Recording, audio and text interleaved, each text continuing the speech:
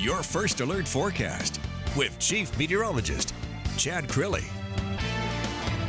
The heat and humidity that we woke up with this morning giving way to strong thunderstorms this afternoon. In fact, for the rest of the evening, there is a risk level 1 out of 5 for severe weather anywhere that you see shaded in green. So we're talking about Blakely, Dothan, Ozark, though most of us also have the chance, even outside of that area, of some strong storms. The overall potential of severe weather is low, but we can't rule out a gust up to about 60 miles per hour before the sun sets tonight. So here's what we have going on our Viper radar. There is a cluster, a broken line of thunderstorms that extends from far southeastern Houston County and tracks west into Coffee County.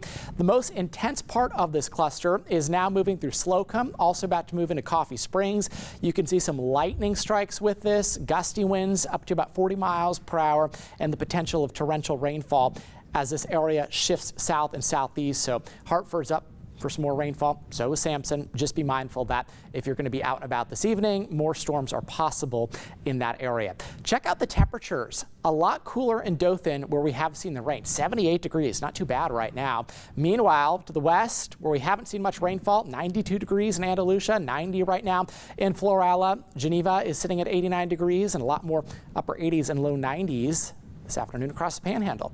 So take you through your evening planner. The chance of showers and thunderstorms with us for the next couple of hours, so keep an eye out for that.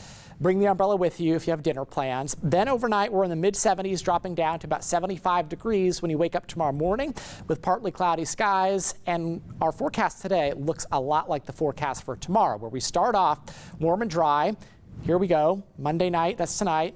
Skies clear out. We stay that way into the early morning hours, and then popcorn-like showers and thunderstorms start to go up during the afternoon. Some heavy rainfall possible into the evening hours, and we can't even rule out the potential for some minor flooding. Our soil is pretty saturated because of the rainfall that we've seen over the past couple of weeks. So rain chances continue into Tuesday.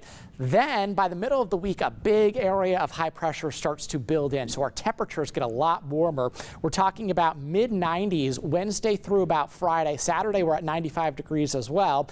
The heat index, it feels like temperature could climb as high as about 110 degrees. So dangerous heat is not out of the question. Once we get beyond the middle of this week and start talking about next week, we're keeping an eye on the tropics. There is a tropical disturbance out here, and there's a 50% chance of development as it moves towards the southeast. So there's two options here. Most of the computer models have either a tropical depression or a tropical storm moving towards the east coast of the Florida Peninsula. One or two of them do bring it into the Gulf. It's too early to tell exactly what happens, but the good news is the strongest type of system we should be dealing with is a tropical storm. More on that in the next couple of days as we gather more information.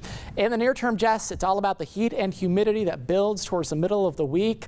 It is about to get very, very hot. I know. Once again, I walk out of my house and my sunglasses start fogging. Fogging up. I'm like, well, another day in Alabama. The windows in my place too, so it is just another day here in the southeast. Absolutely. Yep. Well, we're sick of the rain though.